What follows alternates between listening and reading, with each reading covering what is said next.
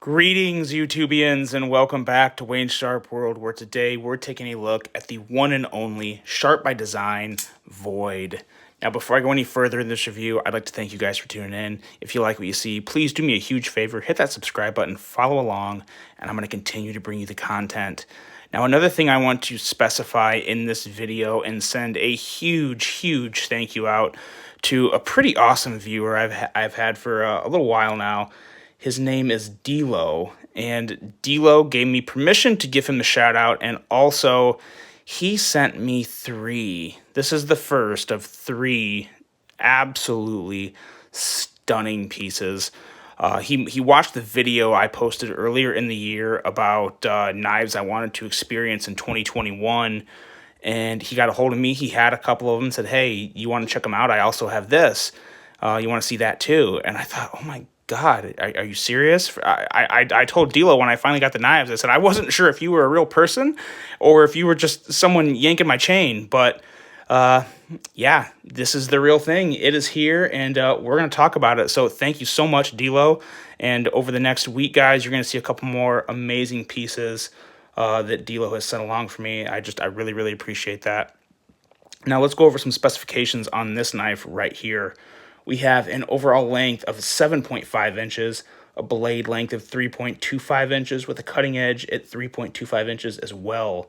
We have a blade width at 1.2 inches, a blade thickness of 0.155 inches. Look at that Damasteel poking through. That is absolutely amazing. We have as I said, Damasteel blade steel with a drop point blade style, but one of the most unique drop points you are ever going to see.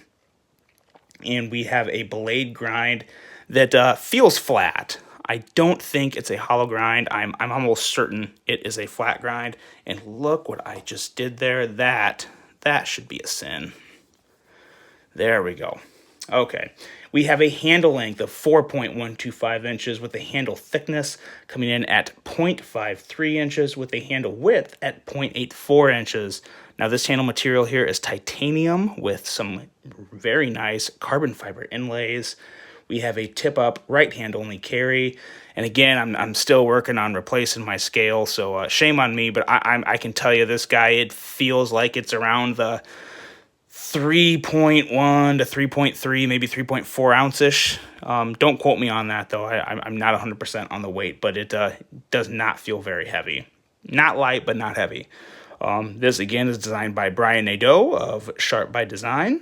And the price of this guy here was $450, and that is, of course, due to the Damasteel blade, which is pretty darn mesmerizing.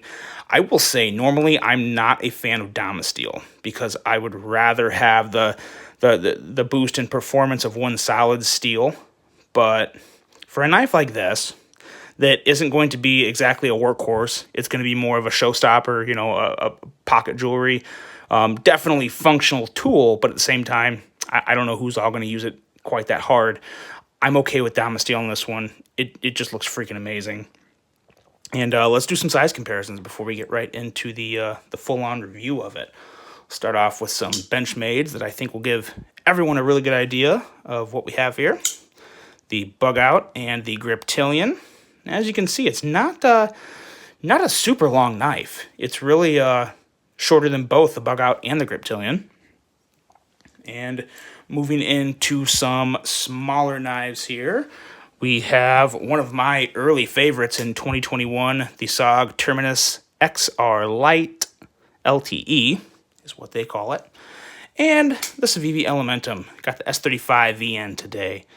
Such an excellent little blade Civivi has for us. So as you can see, that gives you right there a really good idea of the size of this guy. It's very EDC friendly in terms of size. Really in that sweet spot, I think, for a lot of people. And one more round here to take a look at. Another one that is relatively comparable in size and a little more in shape, I guess. The Giant Mouse Ace Biblio, a little shorter, a little chubbier. And we have the TRM Atom, which is just longer. This is just on there to give you guys an idea. I know a lot of people have Atoms. So there you go. there's that. Now, let's start talking about a knife that I didn't know was a grill knife for me until I got it in hand, and that is this. I'm going to be upfront with you guys. There's going to be a decent amount of gushing about this knife because when it first came out, so I'm trying to put it into context. When it first came out, my style, what I really enjoyed in knives, was still developing, and I wasn't too sure about this. I was not too sure. I watched Nick Shabazz's review of it. I watched Slicey Dicey's review of it. They both had good detailed reviews, and after I watched them, I thought, I don't know. I don't know if that would be for me. But I've got to say, I'm being persuaded very, very quickly and very heavily, starting off with this blade, which is just such a unique drop point, but at the same time, it's just as functional as it is unique. If you wanted to use this guy, you sure as hell could, because it has a pretty nice tip, and it's just a thicker blade in general. Like I said, at 0.155, that is not thin. So this knife could be used very, very heavily and get a lot of jobs done. And it's also, it has a lot of belly. It has a very good workable shape. So I really do like that a lot about it. The cutout on this blade works so good. And we will talk a little more about that when we get to action. Also has very nice jimping along the spine. Not just nice jimping in a little spot, but you have very nice jimping a decent way up the blade here. It's a really good amount, and it allows you to move your thumb all the way up if you want to, or slide it back down. A lot of places to put your thumb. So I really do appreciate that. And again, this Damasteel. The Damasteel really kind of takes the cake for me on this. I think this is honestly the first knife that I've ever seen in Damasteel that I thought, you know what? I can roll with that. I can definitely roll with that. I have a couple other in lesser Damascus that are nice. They're cool. Nothing wrong with them. But yeah, I really like the waves and lines on this. It just matches so well with the carbon fiber and even the actual outline of the scale inlay. It kind of has the same wavy lines. Just beautiful aesthetics. And onto the handle and ergos. Now, this is one where, after I watched Nick Shabazz's review of this, I wasn't sure if I was going to like the ergos, because he was talking about a lot of people feeling like they kind of run out of room at the end. And I've got to say, I was really shocked to say I don't. I mean, I have just enough. Anything less would have been a little annoying, but I like this a lot. I think the ergos are absolutely fantastic. There's really nothing I would change as far as the ergos. I might feel a little cramped up here on my index finger, but not enough to really complain about. It's just, it really does feel good. I kind of like the feeling of a handle minimizing as it goes down your hand. And that all depends on the certain knife and blade that you're handle design that you're working with. It can work both ways. A lot of it has to do with the contouring just as much as the actual width and length. And this is contoured very, very well. Again, though, I don't think this is built to be a heavy use, go out and, hiking knife. I definitely think it's more of a casual EDC with a very, very flashy touch. And there's nothing wrong with that. Not every knife needs to be a heavy use knife. And price doesn't necessarily always factor into that. So I think that's a nice thing to always remind yourself of. It all comes down to, what you use it for. If it works for you, it works for you. And the ergos on this absolutely work for me. Now, as far as the fit and finish on this knife, you guys saw my review of the Sharp by Design Evo Typhoon a little while ago, and I came down on Reate pretty hard. And, not because I don't like Reate. I think Reate's a very, very, very good high-end manufacturer. My opinion, and I push this thought that I'm echoing, is what I put on myself every day. If you want to be the best at something, you better hold yourself to the standards. So I was holding Reate to the standards of, if people are going to call them the best, they better be the best all the time. They better act like it. They better practice it. And when they can improve and get better, they need to hear about it. So that's all I was doing there. But now I'm going to take a look at this one and tell you guys this is the best, one of, if not probably the best example of a Reate I really liked. I've had two Chavezes from Reate. One was not good. The other one was very good. The good Chavez and this are the two best examples I've ever seen from Reate. Just flawless fit and finish. flawless. You don't feel any lines on the transition of the inlay. Nice flat finish, no holes in the carbon fiber or blemishes. It's flawless. Any probably got a little hand steam on there from holding my hand, but it is just absolutely nailed. There is nothing about this knife that Riot left undone. So this is why people consider them the best, and it's why it's still a little up in the air for me right now, but I will absolutely say every day that they're easily one of the best, probably one of the two, maybe three, probably two best of Chinese manufacturing.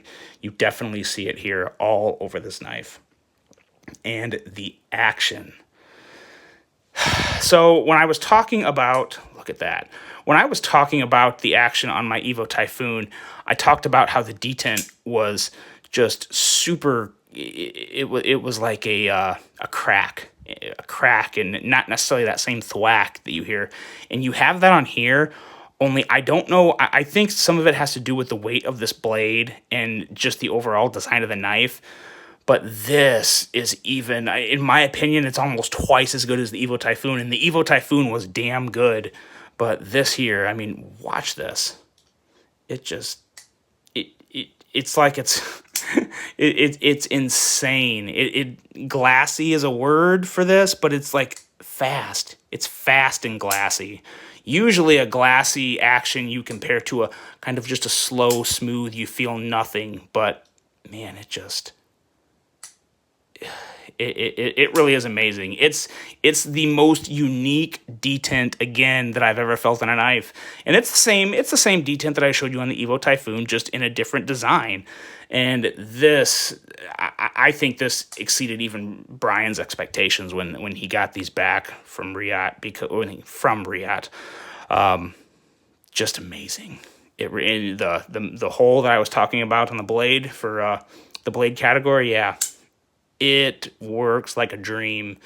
It really does. You really can't mess it up. It's crazy because the detent feels so nice and crisp when you're using the flipper. I mean, you definitely feel it, and it flies right out. But when you go to deploy it with your middle finger, it breaks so easily. It's weird. It's just weird the way it reacts between a flip and a flick. And man, it's just so good. It's so good. Now, granted, Dilo, I know, has done a little, some lubing and cleaning and whatnot, but so this isn't necessarily out of the box action, but I don't care. I just don't care. I have it in my hand and it's doing this, so it's just absolutely amazing. Everything about this, like I said, this turned out to be a grill knife that I didn't know was a grill knife for me, and now I kind of want to find one. Dilo won't sell me this one, but I don't blame him. I wouldn't sell it either. It's just fantastic. I won't say it's fantastic again, but my overall thoughts on this, I will say that I absolutely love it. I really wish I would have hopped on one when they came out, when the pre-order was open for it. After I carried this for a couple days, I got a hold of Brian and I messaged him on Instagram and said, Brian, you gotta make another run of these, please, man. You gotta do it.